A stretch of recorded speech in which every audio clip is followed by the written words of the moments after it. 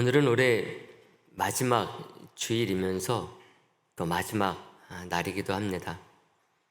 오늘이 지나게 되면은 2023년은 이제 다시 오지 않게 되는 거죠.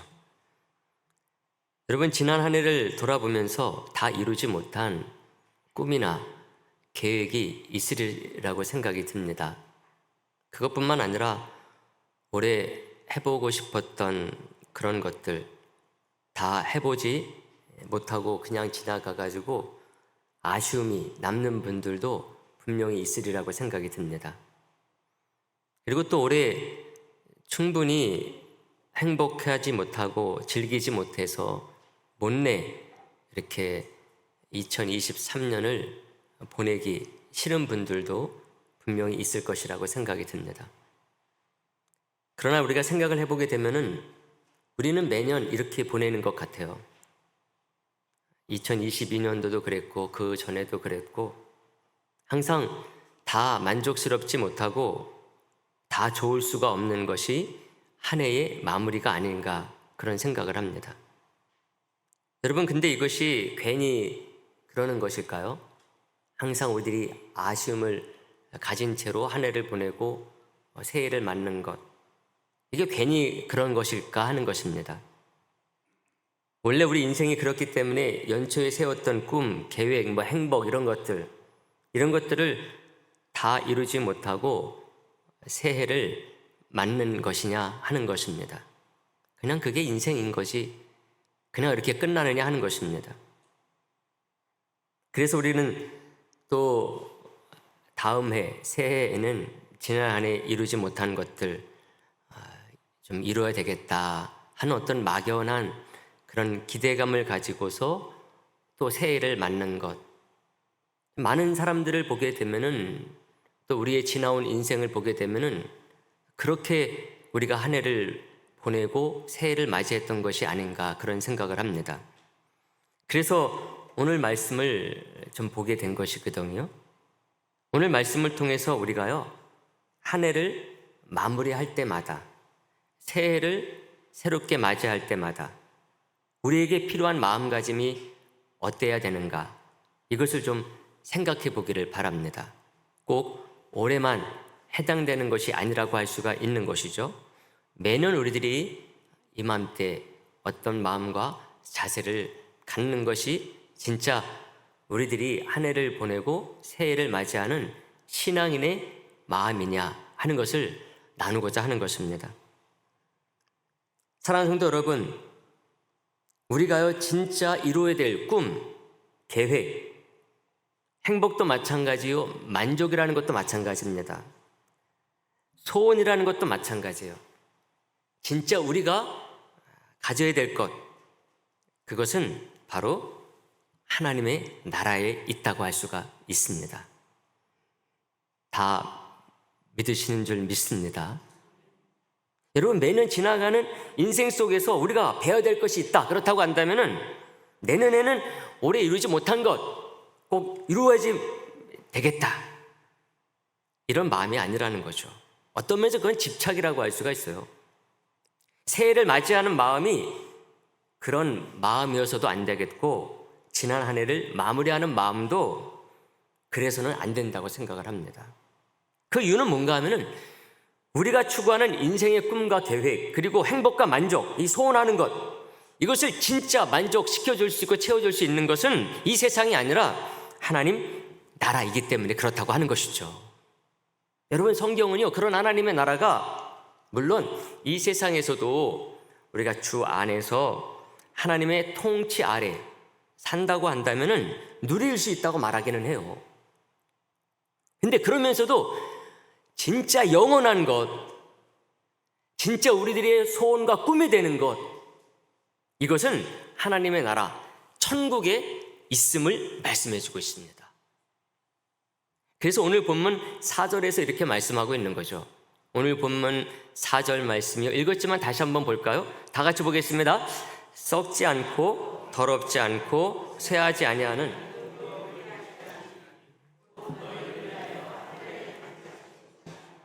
아멘. 뭐라고 말합니까? 우리를 위하여 어디에 간직했다고요? 하늘에 간직했다 이렇게 딱 얘기를 해주고 있어요. 이미 있다 없다? 이미 있는 거죠. 더 원할 것도 없는 게 있다는 것입니다. 이것을 또 유업이라고 말하기도 하고 전에는 기업이라고 번역을 하기도 했어요. 이 성경이 말하는 유업, 기업은요, 그 무엇보다도 바꿀 수 없는 축복을 말합니다. 복 중에 복인 거죠. 여러분, 지금 여러분들 소원이 뭡니까? 당장 한 20억 정도 생기는 겁니까? 병원에 안 가도 되는 건강 생기는 겁니까? 이 세상 그 어떤 누구도 부러워할 것 없을 그런 권력과 명예를 갖는 것입니까, 여러분? 여러분, 근데 하나님 나라의 그 유업, 기업 앞에서는 이 세상의 그 어떤 꿈, 계획, 행복, 만족, 소원, 이건 다 하찮은 것이 돼버립니다. 우리가 말씀으로만 듣고 말씀으로만 생각해서 그렇지요.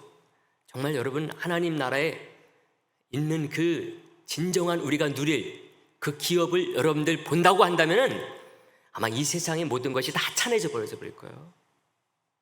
내가 저거 가지고 이렇게 평생 노력을 했어? 저거 내가 얻기 위해서 평생 이렇게 노력했던 거야? 하나님 나라에 그것을 보게 되는 순간에요, 모든 게 다 하찮아질 것입니다. 그래서 진정 이것을 아는 분이라고 한다면은 평생 쫓아다녔던 것들 다 내려놓게 되는 것이죠. 진짜 추구해야 될 것을 바꾸게 되는 것입니다. 하나님의 그 말씀 안에서 진정으로 찾는 사람이 될 수 있다는 거죠. 그래서 사도 베드로가 이 정도 되니까 뭐라고 표현하는가 하면은 썩지 않고 더럽지 않고 쇠하지 않는 유업이다 이렇게 얘기를 해주고 있어요. 이 세상의 것들은 시간을 넣으면 썩잖아요. 이 세상의 것들은 더럽혀져요. 이 세상의 것들은 쇠하지 않는 것 없어요. 그러나 베드로가 이렇게 말하는 거예요. 하나님께서 예수 그리스도로 말미암아 우리에게 예비하고 계시는 그 유업, 기업은 썩지도 않고 더럽지도 않고 쇠하지도 않는다 딱 말하고 있습니다. 여러분, 예수님은 우리에게 이것을 주시기 위해서 십자가에 죽으시고 부활하신 분이십니다. 예수님이 그냥 우리에게 죄만 없애주시기 위해서 십자가의 보혈을 흘리신 게 아니라는 거죠. 물론 가장 중요한 것은 예수님께서 십자가에 죽으시고 그것을 믿음으로 말미암아 우리가 구원받은 거죠. 근데 예수님께서는 우리가 이 세상에 사는 동안에 그 정도로만 해주시기 위해서 십자가에 죽으시지 않으셨다는 것입니다. 이런 내용, 성격을 가지고 있는 것이다 보니까 베드로가 이것을 그냥 소망이다 이렇게 표현하지 아니하고 산소망이라 이렇게 딱 이름을 줬어요. 세상 사람들이 말하는 그 소망, 비전, 꿈, 계획, 이거 가지고서 그것을 다 표현할 수 없다 보니까는 앞에 단어 하나를 붙였는데 산소망이다 이렇게 얘기를 해주고 있어요. 그러니까 우리는 베드로가 말하는 산소망이 무엇인가를 찾아가야죠. 왜? 그렇지 않으면 그냥 세상 사람들이 말하는 소망이라는 것과 똑같이 생각할 것이기 때문에 그렇습니다. 세상 사람들이 말하는 소망은 소망인 것 같지만은 실제 우리가 주님께서 말씀하시는 그 소망적인 것을 생각하게 되면 아무것도 아니라는 것입니다. 그래서 그것을 차별하기 위해서 베드로가 이렇게 표현한 거예요. 산소망이다 이렇게 말했어요. 예수님께서는 우리를 십자가로 말미암아서 거듭나 하나님의 자녀 되는 것으로 끝내지 아니하시고 산소망을 주신 분이 우리 주 예수 그리스도이심을 말씀하고 있는 것이 오늘 본문 3절이에요. 3절 말씀, 그런 의미에서 다시 한번 봅니다. 3절 말씀 다 같이 보겠습니다. 우리 주 예수 그리스도의 아버지 하나님을 찬송하리로다. 그의 많은 긍휼대로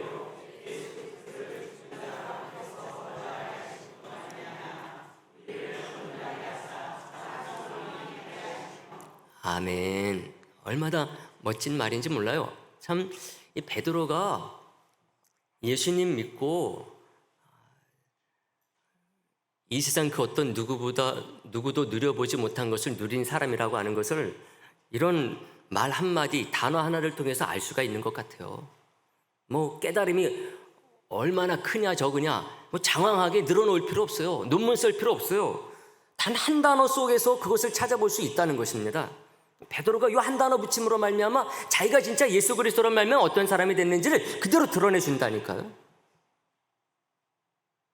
예수님을 또 뭐라고 말합니까? 예수님은 산돌이시다 딱 얘기를 하잖아요. 그래서 자기도 돌 중에 돌이요 돌인데 자기는 예수로 말미암아 자기도 산돌이 됐음을 고백하는 게 사도 바울이 사도 베드로가 베드로 전후서에서 말씀하는 내용이에요. 근데 오늘 말씀 속에서도 그냥 세상 사람들 말하는 소망, 그것이 우리와 얼마나 차별화되어 있는가를 말하기 위해서 딱 한 단어 붙였을 뿐이에요. 산 소망 말씀하고 있어요. 더욱 중요한 게 있는데요. 베드로가 여기에 대해서 뭐라고 말하는가 하면은 이것도 가장 큰 축복인데 이것을 우리가 믿음으로만 받게 됐다는 것입니다. 5절에서 베드로가 그것을 알려주고 있어요. 이 엄청난 그 유업, 기업, 정말 산소망, 그 어떤 누구도 해할 수 없는 그것을 우리들이 뭘로 받았느냐? 믿음만으로 받았다는 것입니다. 얼마나 놀라운 깨달음이에요. 여러분 5절 말씀 그렇게 되어 있어요.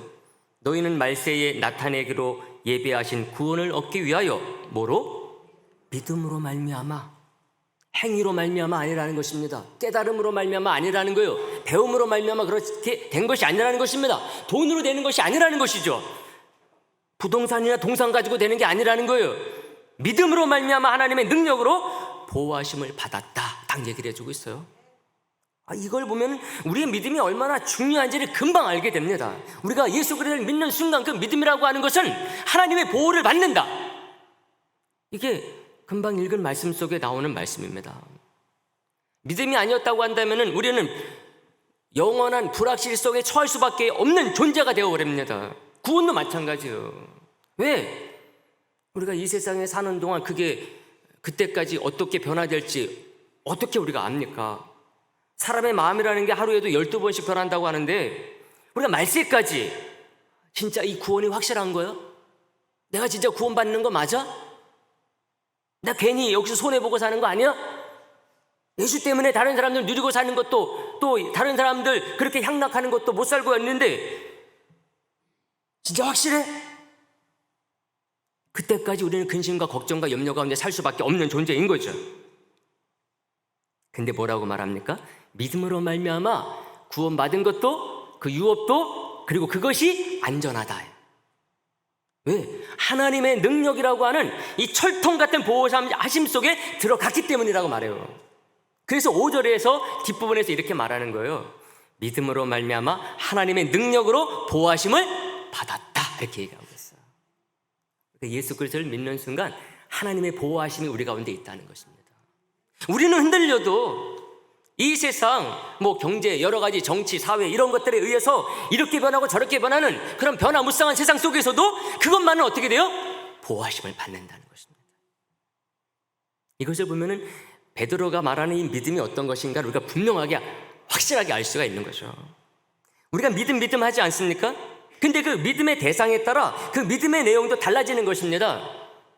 불교 믿는 분도 유교 믿는 분들도 이슬람 믿는 분들도 믿음을 얘기합니다. 똑같은 믿음이라는 단어를 사용하지만 그 믿음의 내용은 믿음의 대상에 따라 달라진다는 거죠. 그래서 베드로가 그것을 분명히 하는 거예요. 우리가 진짜 가지고 살아야 될 믿음의 대상이 누구이냐를 알려줍니다.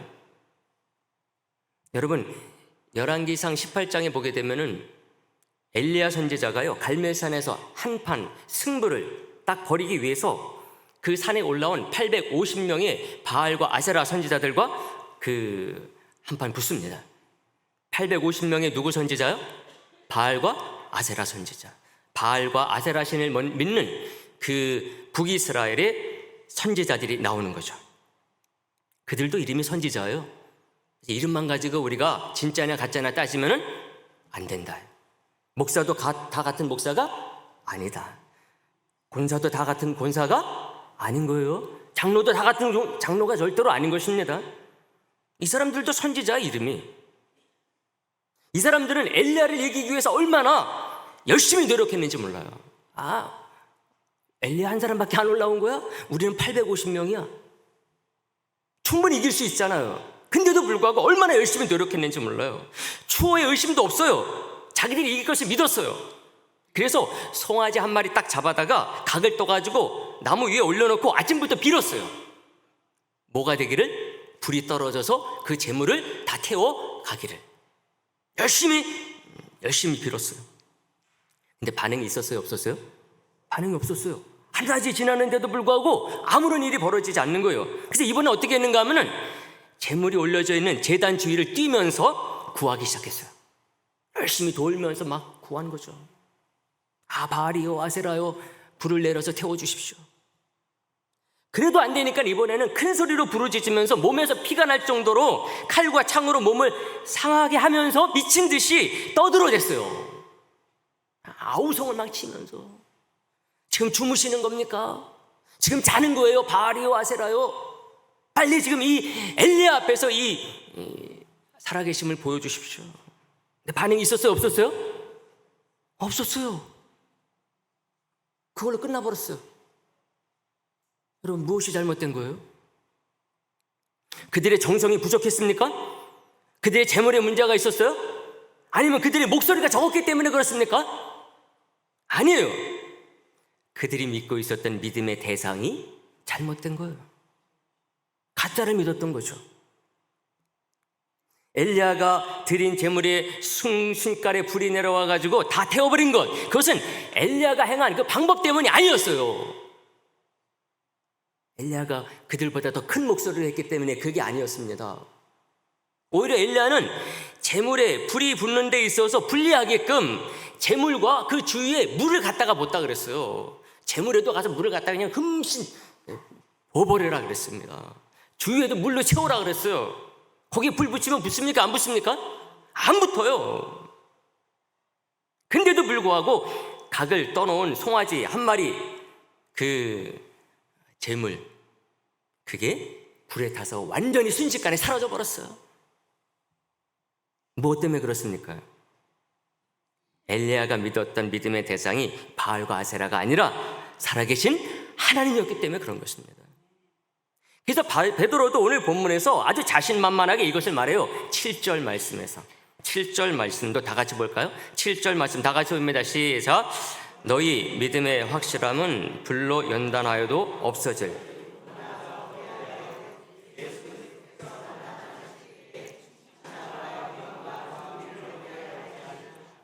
아멘. 얼마나 확실한지. 불로 연단하여도 없어질 금보다 귀한 게 뭐다? 믿음이다. 누구의 믿음? 우리가 가지고 있는 믿음. 예수님이 다시 오시는 그날 확실하게 증명될 것임을 알려주고 있습니다.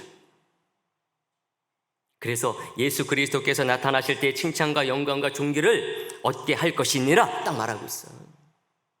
조금도 의심하지 말라는 거죠. 사랑하는 성도 여러분, 이 베드로라고 하는 한 인간만 우리가 생각한다고 한다면요, 우리는 기대할 게 없어요. 베드로나 저희나 다 똑같은 인간이기 때문에 그래요. 제가 말씀드린 것은 베드로 사도 그 한 사람만 얘기하는 것이 아닙니다. 바로 그를 통해서 우리 자신도 똑같다는 것을 말해주고 있는 거죠. 여러분, 믿음의 본질은 믿음으로 나아가는 저와 여러분이 아니에요. 믿음의 본질은 어디에 있느냐? 믿음의 대상에 있습니다. 믿는 것이 나이기 때문에 내가 중요한 거 아니냐? 이것을 생각하는 순간 산소망은 산소망이 아닌 게 돼버려요. 죽은 소망이요 죽이는 소망이 돼버립니다. 사도 베드로가 그것을 증거하고 있어요. 베드로는 그 누구보다 자격이 없는 사람이었거든요. 왜냐하면 그는 조금만 틈이 나면 연약한 모습을 드러내는 사람이 베드로였어요. 이것은 베드로가 예수님 십자가 받으시기 전에도 마찬가지요, 부활하신 뒤에도 베드로는 똑같았어요. 그래서 더 좌절스럽고 믿을 수 없는 게 인간이라고 말씀드릴 수밖에 없는 것입니다. 믿음의 본질은 그래서 믿음으로 나아가는 내게 있지 않냐고 믿음의 대상인 우리 주님에게 있다는 말씀을 자꾸만 드리는 것입니다.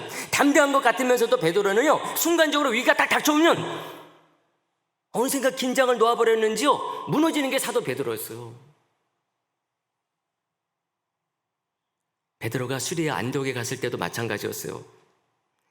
베드로가 수리아 안디옥에 간 얘기가 갈라디아서 나오는데 이 얘기를 이 얘기가 언제 때 얘기인가 하면은 예수님께서 부활 승천하시고 10년도, 20년도 더 지난 때의 얘기입니다. 그러면은 그때는 베드로가 예루살렘 교회의 최고 지도자였었거든요. 사람들이 베드로님 왜요?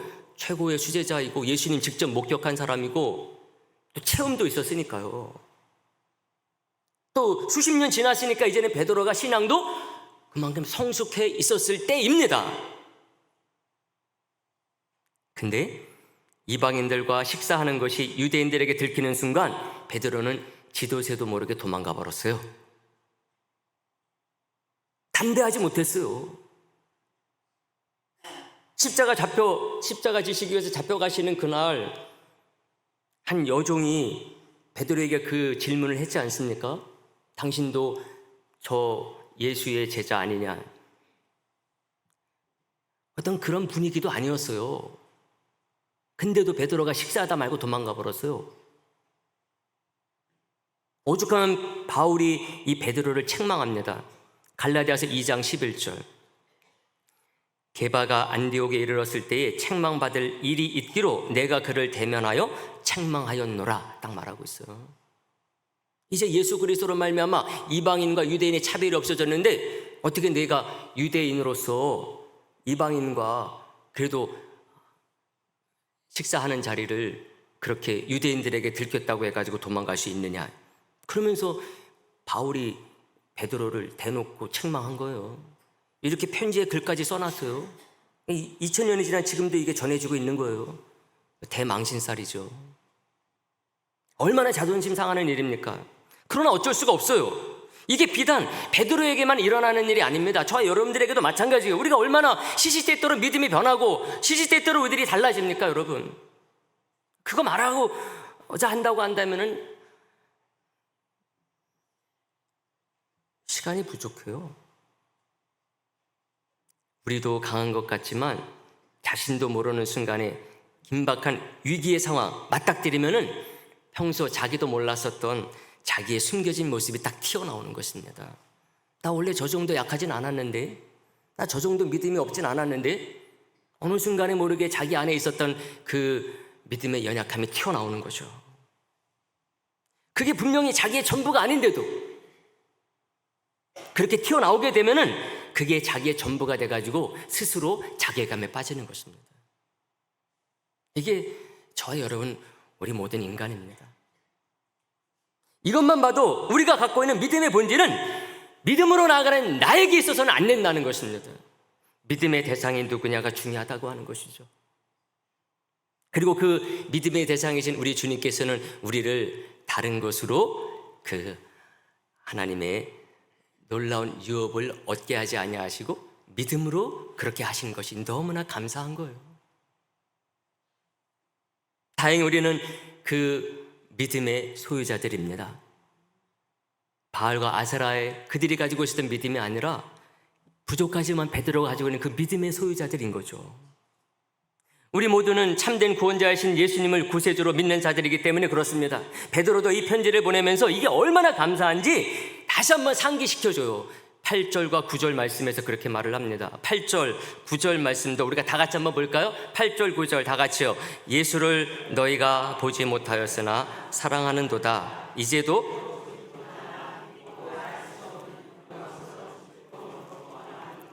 믿음의 결국 곧 영혼의 구원을 받음이라. 아멘. 믿음의 결국 끝까지 가봐야 아는 거잖아요. 근데 가볼 필요가 없다. 왜? 우리는 주님께서 우리에게 주신 그 믿음의 확실함 때문에, 그래서 영혼의 구원을 받은 사람으로 이미 말하고 있어요. 근데 특히 앞부분을 우리들이 좀 잘 봐야 될 것 같아요. 8절 말씀이죠. 여러분, 베드로의 편지를 받는 자들은 이방인들이었습니다. 그러니 예수님을 본 사람이 없는 거죠. 이 사람들은, 특히 이 편지를 받는 사람들은 아시아에 있는 이방인들이니까 예수님 본 사람 없죠. 예수님의 십자가 목격한 사람 없습니다. 근데 이게 상관이 있다 없다? 상관없다.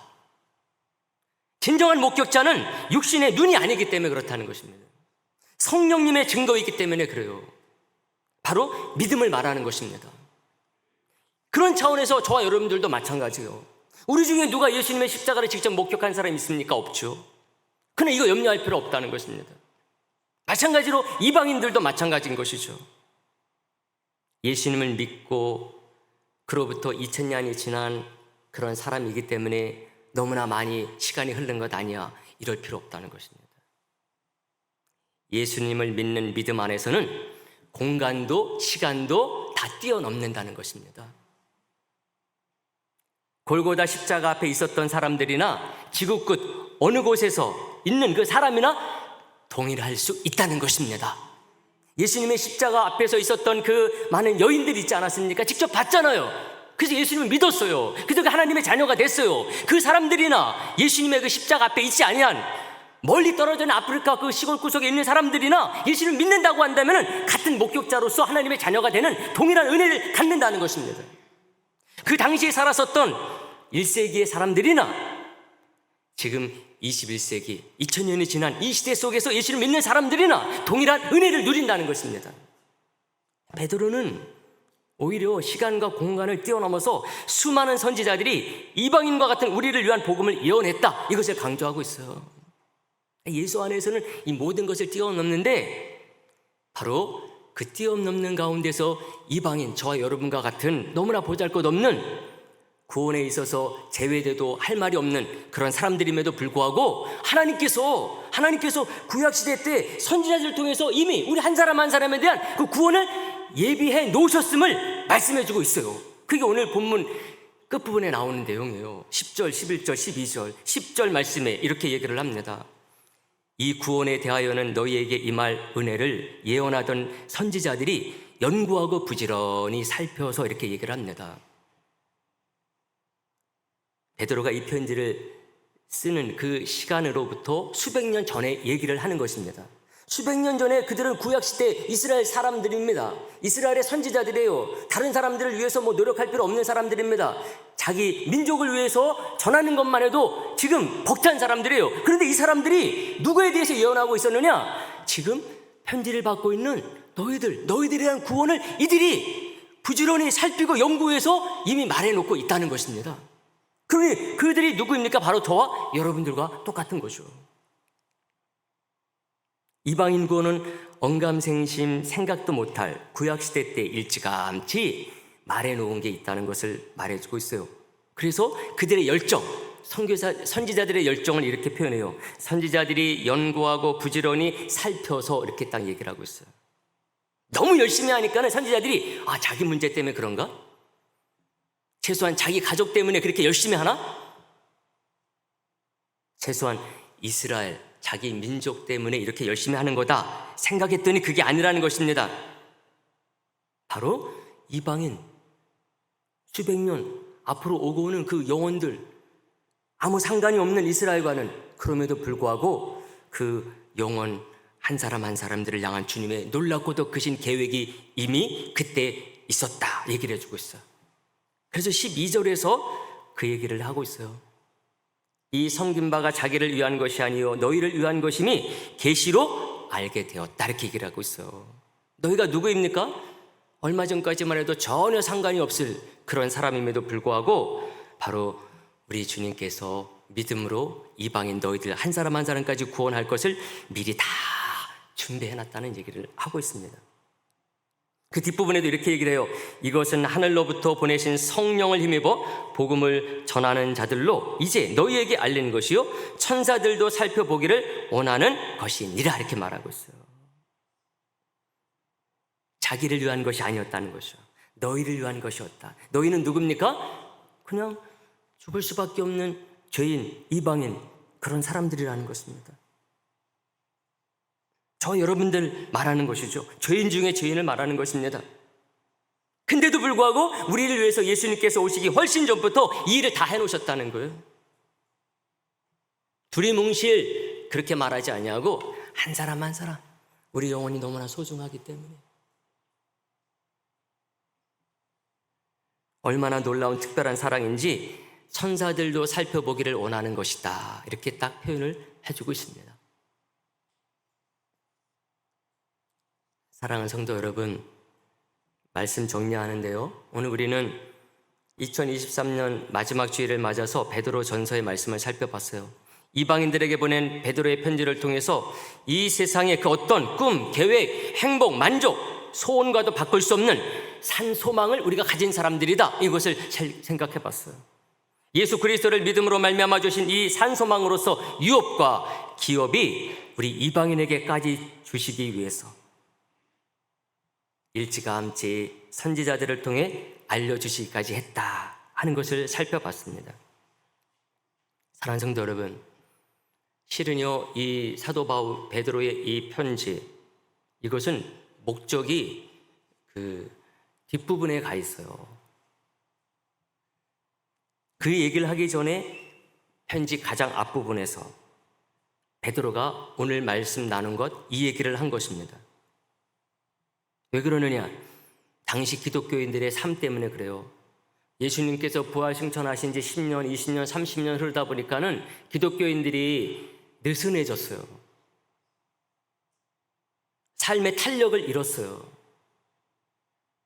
그래서 그런 성도와 교회에 우리가 이런 놀라운 믿음과 산소망을 가진 사람들인데 이 세상에 어떻게 우리들이 주님의 얼굴에 먹칠하는 그런 사람으로 살 수 있느냐?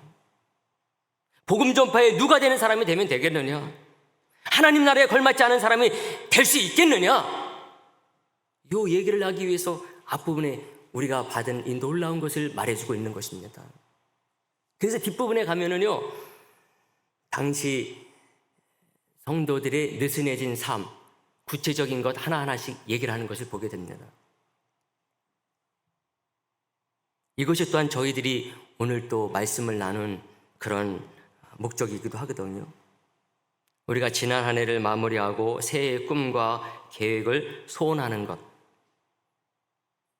이런 것들을 주 안에서 바르게 하기를 원한다. 그렇다고 한다면요, 진짜 우리의 참된 우리의 꿈과 참된 우리의 산소망, 우리의 그 유업과 기업이 어떤 것인가를 분명히 아는 사람이어야 될 때, 우리는 이 세상 속에서 한 해 한 해 살 때마다 우리에게 참 맡겨주신 놀라운 것들을 바로 하고 갈 수 있는 사람이 될 수 있기 때문에 그렇습니다. 그렇지 아니하면은 헛된 것을 우리의 꿈과 계획으로 삼아요.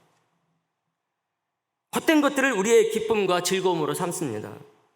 근데 우리가 진짜 우리 주님께서 예배하신 것 분명히 아는 사람들, 그러면은 우리가 그것을 마음 가운데 새기며 나아가는 가운데 이 세상 속에서 우리가 살아가면서 하루하루 한 해 한 해 꿈과 계획 삼아야 될 게 무엇인지, 무엇을 통해 우리가 기쁨과 즐거움을 얻어야 될 것인지, 우리의 소원이 진짜 이 세상에서 사는 동안 무엇이 되어야 될지, 이것을 잘 세우고 나아갈 수 있는 사람이 되기 때문에 이 말씀을 나눈 것입니다. 그러므로 저와 여러분들이 오늘 말씀 꼭 기억해서 주 안에서 올해를 잘 마무리하고 새해를 맞이하는 분들 되기를 간절히 바랍니다.